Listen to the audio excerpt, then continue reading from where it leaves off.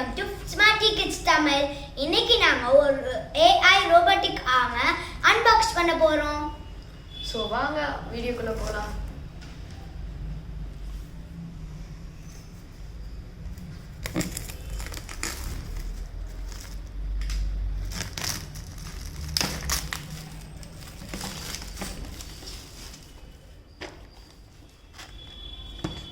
இதுல 150 plus parts இருக்கு.